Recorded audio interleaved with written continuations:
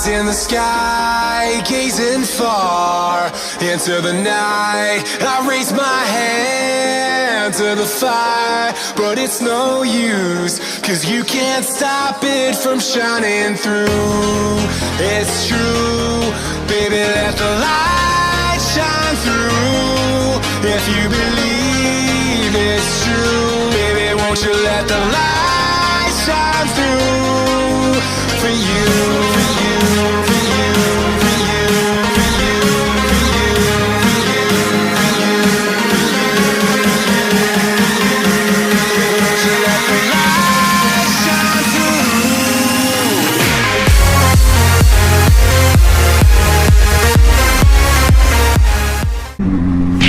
Buongiorno a tutti, benvenuti in questo nuovo video. Dopo averla vista nella rubrica dei consigli su cosa controllare in una moto usata, alla fine l'abbiamo presa.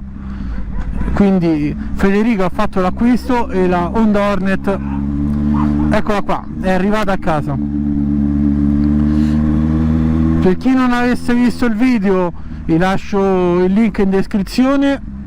È una Honda Hornet 600 del 2003, quindi classico modello della Hornet a faro tondo che è stata fatta per tanti anni. Per chi non conoscesse il motore, è una Naked 4 cilindri in linea che eroga 98 cavalli. Su questo modello in particolare le modifiche sono diverse. Partiamo da un codino totalmente rifatto, ispirato al CBR dello stesso anno, che è la modifica più importante in quanto davvero cambia totalmente la linea della moto. Poi abbiamo leve, manopole, luce a LED, ma soprattutto la cosa più importante è lo scarico, che fa un sound davvero pazzesco, di quelli insomma che veramente si fanno notare.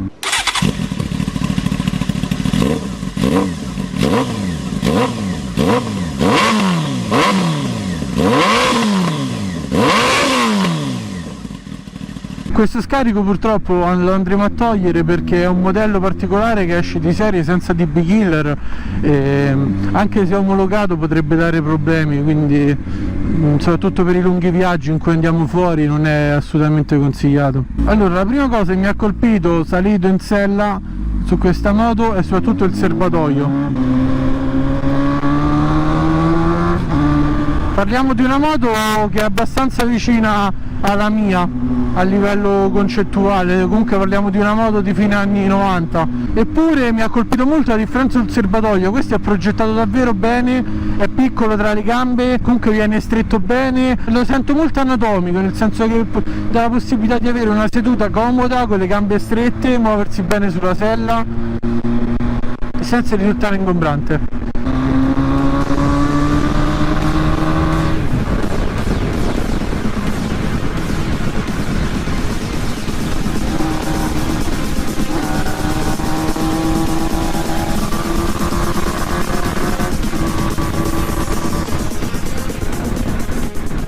A livello di sospensioni, davanti abbiamo una classica forcella da 41 tradizionale, quindi non upside down. La forcella non è regolabile né nel precarico né nelle estensioni, mentre dietro abbiamo un mono regolabile nel precarico. Logicamente il comparto sospensioni è a livello di quelli che venivano utilizzati all'epoca. La seduta è la classica seduta di una Naked, quindi abbiamo una seduta non troppo caricata, anche su questo modello nello specifico abbiamo le pedane arretrate, cambiano un po' la nostra seduta in sella, cambiano la triangolazione portando indietro le gambe, una soluzione che non mi sta facendo impazzire sinceramente. Una delle moto più vendute nel mercato italiano, sia in questa declinazione che nel modello successivo.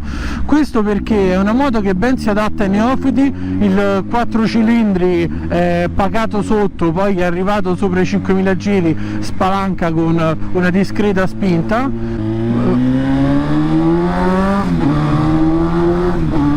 Per il neofita la spinta che arriva in maniera graduale dopo i 5000 può essere interessante, magari, mentre per una guida allegra tutto questo vuoto di motore che abbiamo sotto risulta penalizzante, soprattutto nella guida nel misto stretto.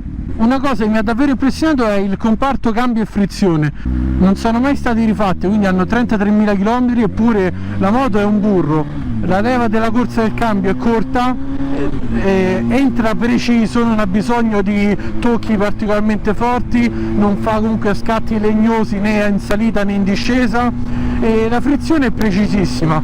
Mi dispiace fare questo test in un circuito diciamo quasi urbano, ma comunque ecco, oggi purtroppo è andata così. Ma Federico sarà quest'anno della nostra compagnia, quindi lo vedrete sicuramente in tanti video, come avete visto Stefano e molti altri, e quindi sicuramente saranno anche occasioni migliori per mettere un po' di più alla frusta questa moto.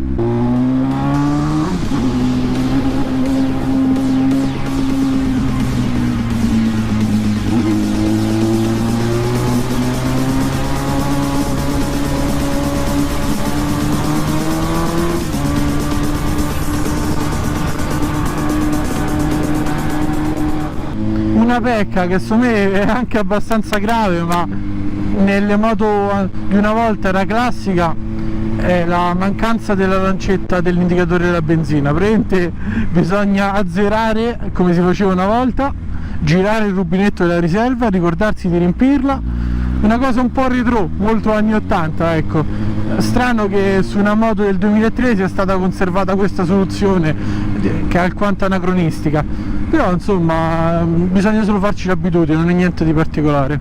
Eccoci qua, Honda Hornet. Questa è un'edizione un po' particolare con questo codone derivato dal CBR che vi ho detto, che è davvero spettacolare, da una linea molto moderna rispetto alla vecchia che aveva quel codone spezzato. Questo scarico che è veramente fuori dagli schemi, sia a livello di sound che a livello di estetica. Questa è una moto, si trova sul mercato da 1.500 ai 2.000 euro, annate che vanno più o meno dal 2001 al 2004. È una moto sicuramente consigliata ai neofiti, in quanto, come dicevo, il motore che è pacato ai bassi mette a suo agio e dà possibilità di avvicinarsi al mondo della moto con tranquillità, in quanto non portandola fino agli alti regimi la moto è davvero guidabile. Può andare bene anche per chi ha velleità sportive, con tutti i limiti del caso della forcella non regolabile o appunto il motore che da pro diventa contro in questo caso. Io però la consiglio e il mio giudizio finale è davvero positivo, mi è piaciuta molto. Ringrazio Federico che me l'ha fatta provare, lo vedrete molto spesso nei nostri video quest'anno, nostri perché ormai Stefano fa parte dello staff tecnico. Detto ciò, io vi ringrazio per aver visto questo video, se vi è piaciuto lasciate un like, condividete, mi raccomando se non l'avete fatto ancora iscrivetevi e attivate la campanellina. Noi ci vediamo alla prossima, ciao a tutti, ciao!